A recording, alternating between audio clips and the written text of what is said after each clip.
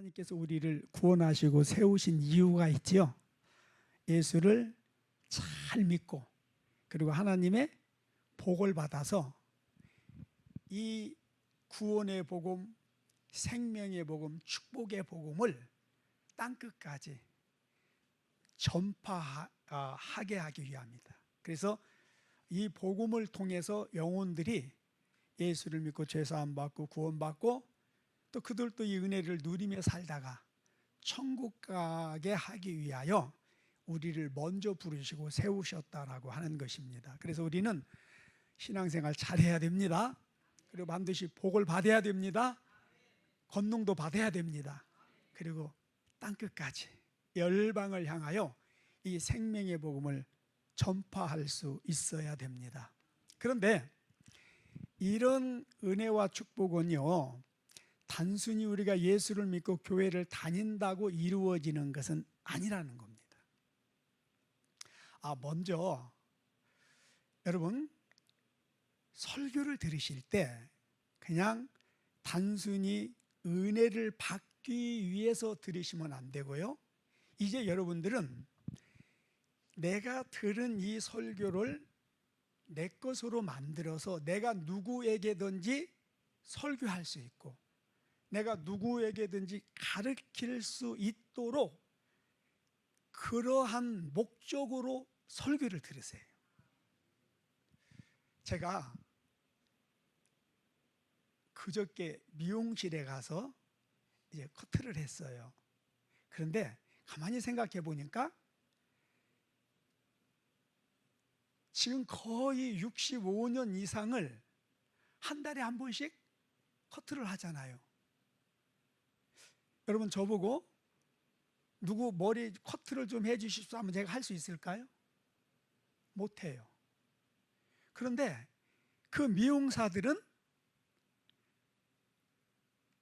1개월, 2개월, 3개월만 해도 어때요?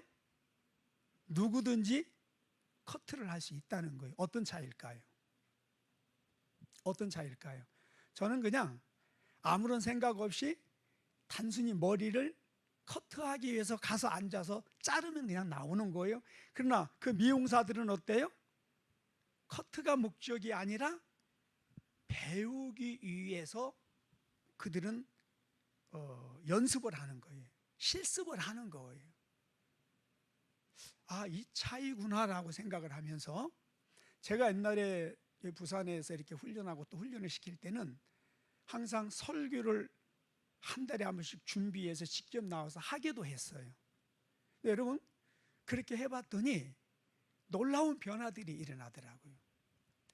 제가 이제 참으로 안타깝게 생각하는 것은 들은 것은 많은데 구슬이 서말이라도 껴야 보배라고, 들은 것은 많고 아는 것은 있는데 누구에게 좀 이거를 가르치고 전해야 되는 상황에서는 그냥 벙어리가 되더라는 거예요.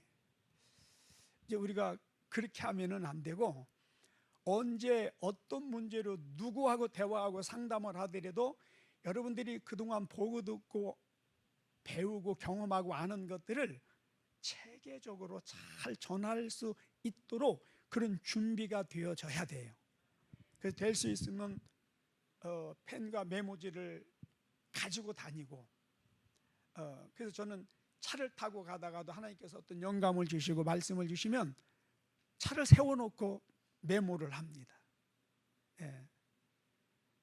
운동을 하다가도 그렇고 누구를 만나서 대화를 하다가도 하나님께서 영감을 주시면 바로바로 메모를 합니다.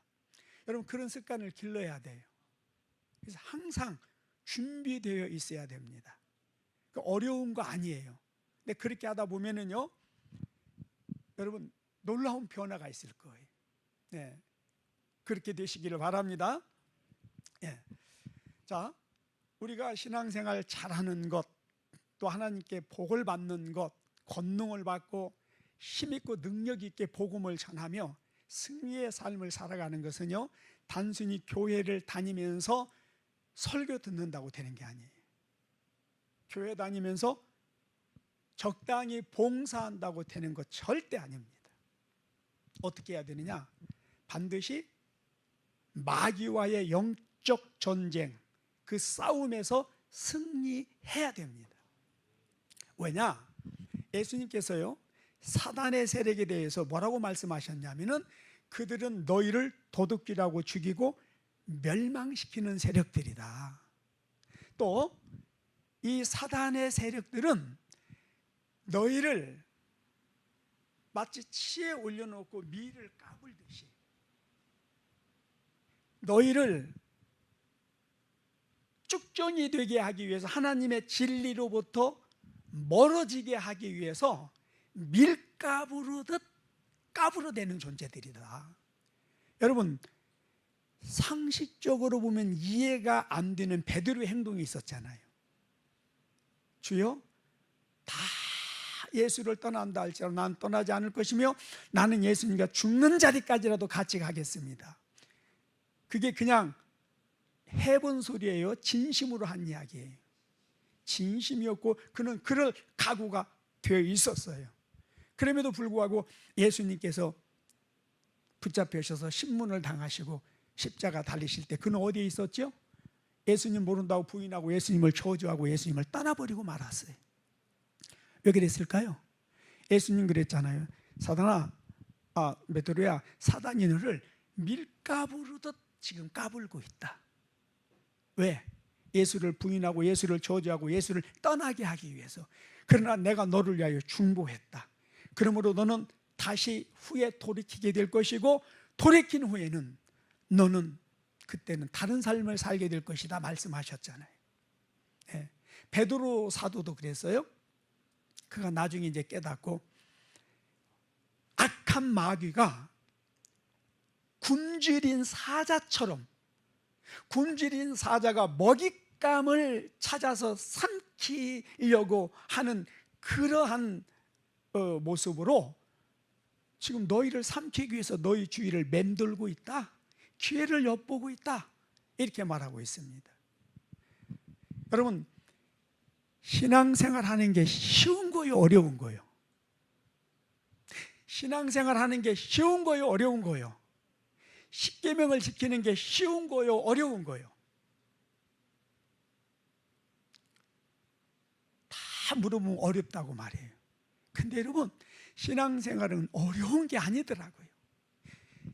보세요. 십계명 지키는 거요, 살인하지 말라, 간음하지 말라, 도둑질하지 말라, 이웃 것을 탐하지 말라, 이웃을 해하지 말라, 이 말씀들, 하나님과의 계명 지키는 건 더 쉽고 우리 사람과의 관계 속에서 지키는 그런 계명들 지키는 것이 쉬운 거요, 어려운 거요?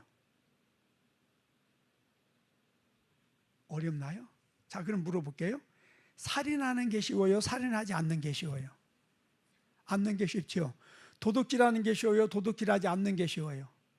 막 원수 맺고 허구한 날 물고 찢고 싸우는 게 좋은 거요, 서로 화평하고 화목하게 사는 게 좋은 거예요? 여러분, 십계명 보세요. 나쁜 것을 하라고 가르치는 거예요, 좋은 것을 하라고 가르치는 거예요? 하기 쉬운 것을 하라고 가르치는 거예요, 하기 힘들고 어려운 걸 하라고 가르치는 거예요? 이해되시죠? 근데 왜 사람들이 힘들다고 생각할까요? 하나는 사고와 가치관이 잘못되어 있기 때문에. 예. 그리고 하나는 실제로 힘든 부분이 있어요. 왜 힘드느냐? 우리 눈에 보이지 않지만 사단이 우리 생각을 통해서, 우리의 마음, 감정을 통해서 방해하기 때문에 힘들고 어려운 겁니다. 여러분, 저는 배도 타봤고, 물론 군대에서, 그리고 이제 운전하고 많이 돌아다녔잖아요. 그러니 어떤 때는 태풍을 만나요. 운전하고 가다가 보면은 강한 비바람을 만날 때가 있어요. 어때요?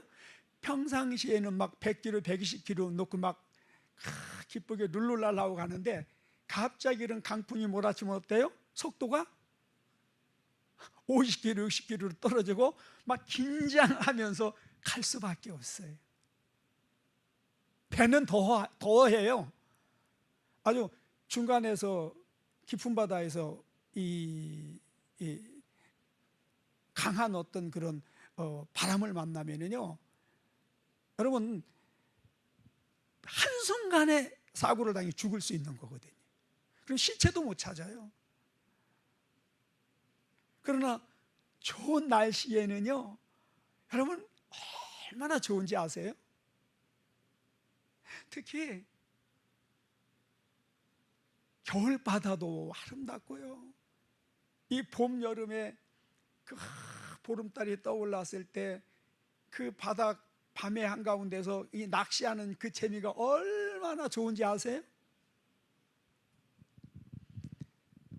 그러나 강풍을 만나고 강한 비바람을 만나게 되면요, 한순간도 긴장을 놓을 수가 없어요.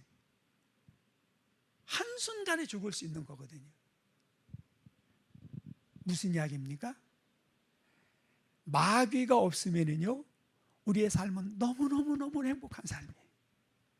그런데 우리의 삶이 이렇게 힘들고 고통스럽고 어렵고, 그리고 예수님은 수고하고 무거운 짐진 자들아 다 내게 이르라, 내가 너희를 쉬게 하리라 그랬잖아요. 사도 요한도 신앙생활은 어려운 게 아니다, 무거운 짐이 아니다 그랬잖아요. 신명기 30장에서 하나님께서도 신앙생활이 무슨 하늘에 가서 말씀을 받아오는 것도 아니고 헤엄쳐서 태평양을 건너가서 하나님의 말씀을 받아오는 것이 아니라 이미 하나님이 하나님의 말씀을 너희 입에 두었다, 너희 이 손에 들려져 있다 그랬잖아요. 그러니까 어려운 것이 아니라는 거예요. 그럼에도 불구하고 이렇게 어려운 것은, 우리의 삶이 이렇게 힘들고 어려운 것은 사단이 우리를 방해하기 때문에 그렇다는 거예요. 특히요, 사단이 우리 생각을 사로잡으면요, 우리는 한순간에 우리 이성이 마비가 되어버립니다. 사단이 우리 육체를 붙들고 우리에게 병을 주면요, 백약이 모입니다. 그래서 여러분 우리가 힘들고 어려운 거예요. 따라서 우리는 반드시 마귀와의 영적 이 싸움 전쟁에서 마귀를 물리치고 패배시키고 승리해야 됩니다. 그래야만 우리가 온전한 신앙생활을 할 수 있습니다. 하나님께서 원하시는 신앙생활을 할 수 있고요, 정말 복을 받고 하나님을 찬양하고 하나님께 영광 돌리는 신앙생활을 할 수 있다라고 하는 것입니다. 그래서 여러분 반드시 마귀와의 싸움에서 승리하게 되시기를 예수님의 이름으로 축복합니다. 교회를 다니는 자들 중에는요, 이제 이렇게 가끔씩 자기가 부분적으로 조금 알고 경험한 것을 가지고 마치 그것이 영적 어떤 그런 세계의 전부를 아는 것처럼 막 이야기하고 떠들어대는 사람들이 있음을 보게 됩니다. 네, 그럴 때마다 참 많이 안타까운데요, 왜 그런 현상이 나타날까? 물론 몰라서 그래요. 그런데 이 모르는 게 그냥 모르는 게 아니라 미혹의 영, 거짓의 영, 혼미케 하는 영, 무지의 영, 이 마귀들이 생각을 사로잡아서 보지 못하게 하고 듣지 못하게 하고 깨닫지 못하게 하기 때문에 나타나는 현상이라고 할 수 있습니다. 그래서 여러분,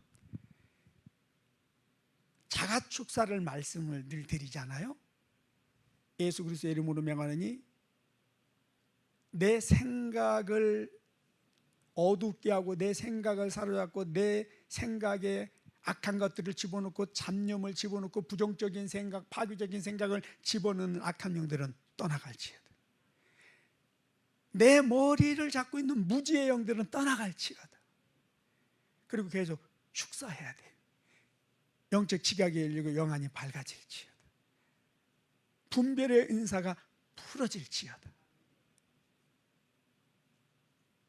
그래서 마귀를, 약한 영들을 우리는 쫓아내야 돼요. 계속 걷어내야 돼요.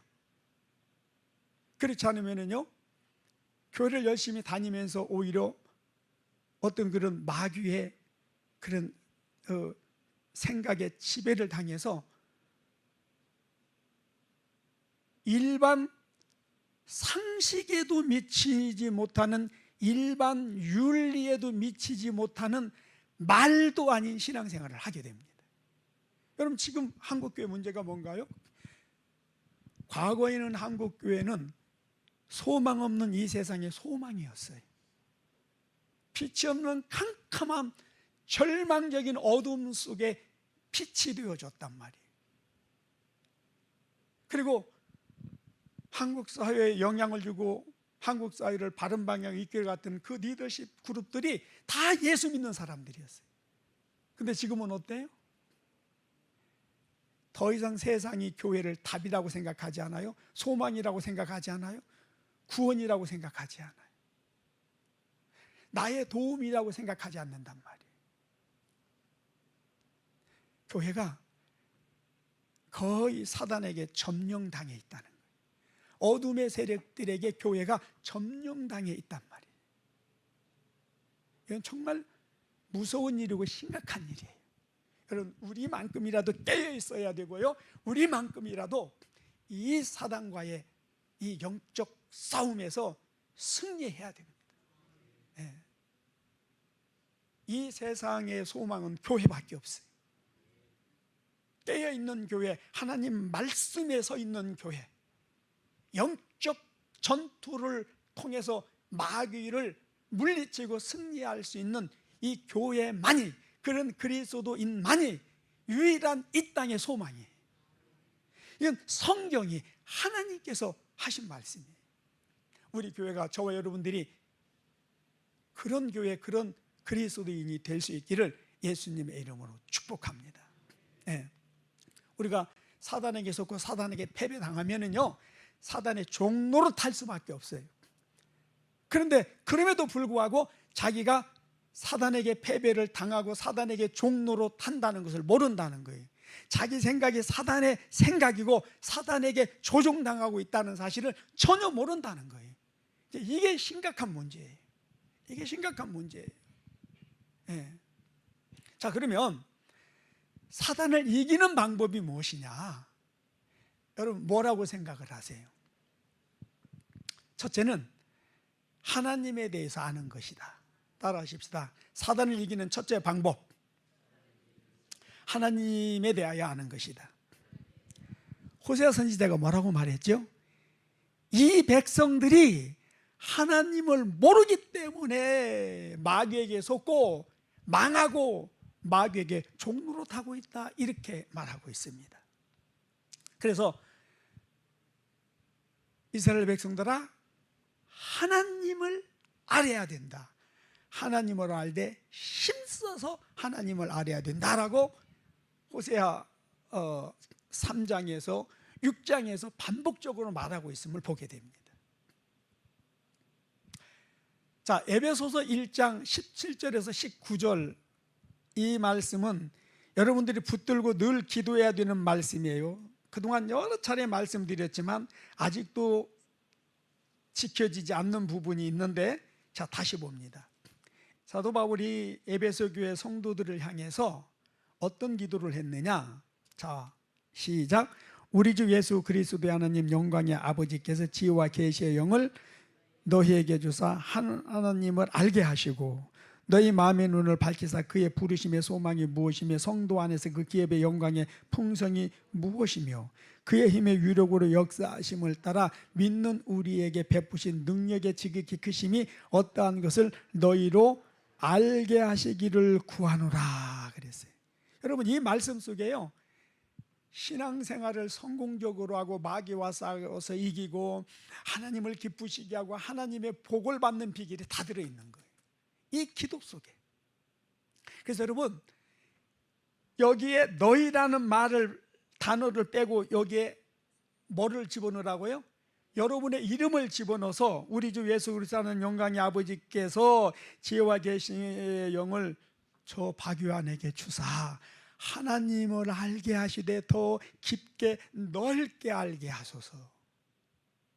그렇게 이 기도를 여러분에게 적용시켜서 계속 기도하라는 거예요.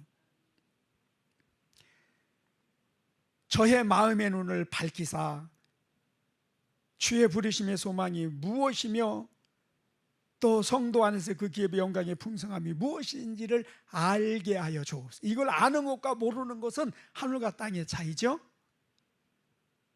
주의 힘의 능력으로 역사하심을 따라 하나님을 믿는 저에게 베푸신 능력이 얼마나 크고 놀라운 것인지를 주여 제가 알기를 원합니다. 그렇게 계속 기도하라는 거예요. 그래서 영적 지각이 열려야 돼요. 예. 환상도 열리고 애원도 풀어지고. 근데 여러분, 이 말씀 안에서, 이런 기도 안에서 풀어지게 될 줄로 믿습니다. 그래서 우리가 정말 힘있고 능력 있는 그리스도인으로서의 삶을 살아야 됩니다. 그렇게 되시기를 예수님의 이름으로 축복합니다. 자, 그러기 위해서 부지런히 뭐를 봐야 된다? 성경을 봐야 된다. 우리의 구원이 하나님의 말씀을 통해서 이루어집니다. 우리의 삶은 하나님의 말씀 안에서 사라지는 삶입니다. 신앙생활이 그런 거예요. 말씀을 떠난 신앙은 있을 수가 없는 겁니다. 그런데 사단은 계속 말씀을 떠난 신앙생활을 하게 만듭니다. 그것이 인본주의고 그것이 종교적인 것이죠. 거기에는 어떤 생명도 없습니다. 거기는 어떤 하나님의 역사도, 성령의 보충하심이 없습니다. 하여튼 하나님의 말씀을 부지런히 소리내서 읽으세요. 그리고 그 말씀을 붙들고 기도하세요. 특히 에베소서 1장 17절에 19절 그 말씀을 붙들고 계속 기도하세요. 그래야만 우리가 사단과 싸워서 승리할 수 있습니다. 두 번째, 사단과 싸워서 승리하는 방법이 있습니다. 바로 순종하는 겁니다. 따라가십시다.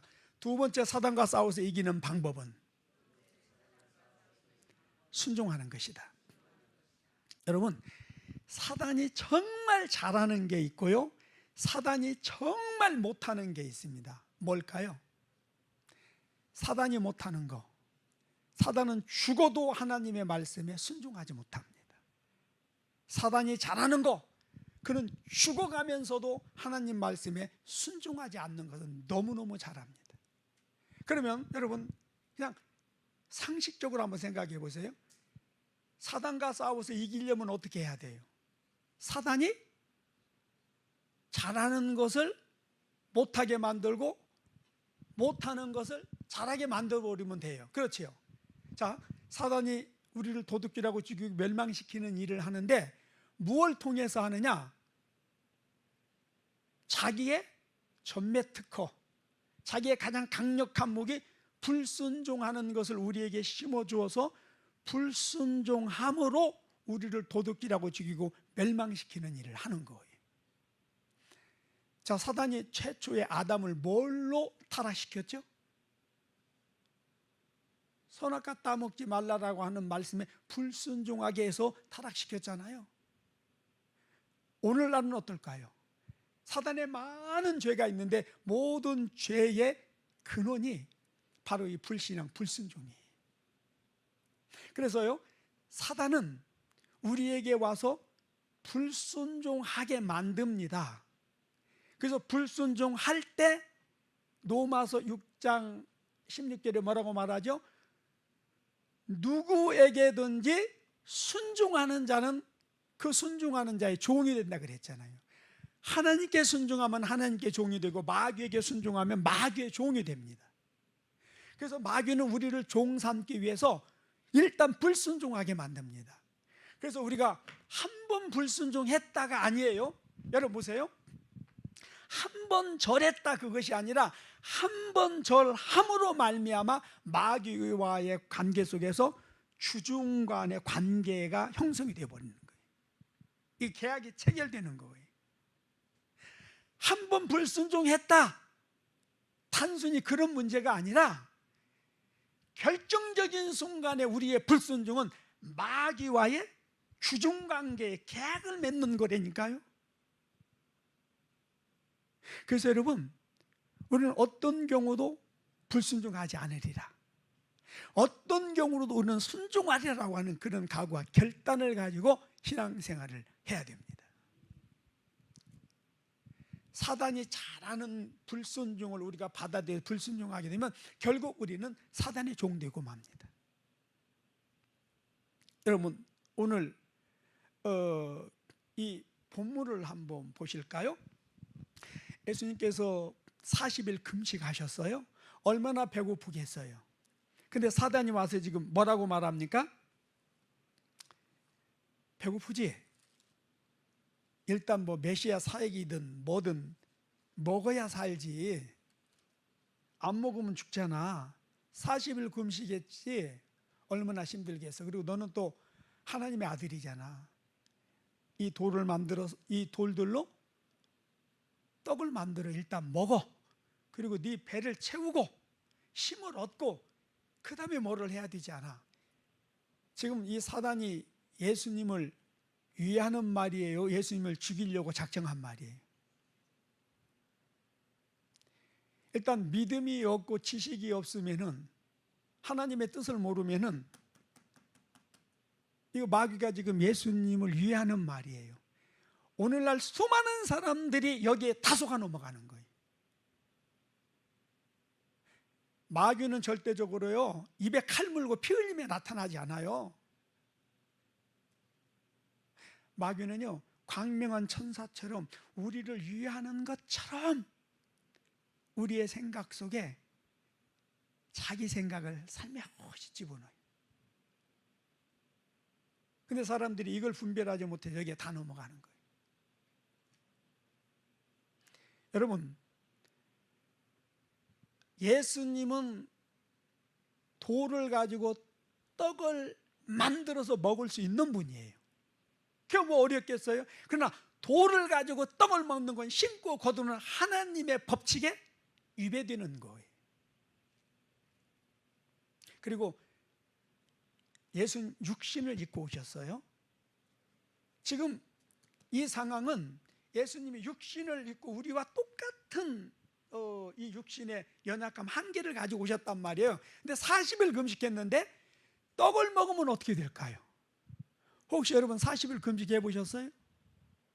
21일 금식해 보셨어요? 저는 40일은 못 해봤지만 21일은 2번 했는데,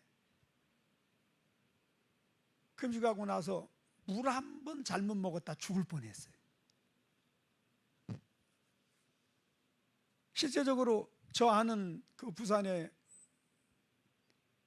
그 가나안 수양관 원장이 열흘 금식하고 국수 먹다가 바로 죽어버렸어요. 이런 경우가 많이 있습니다.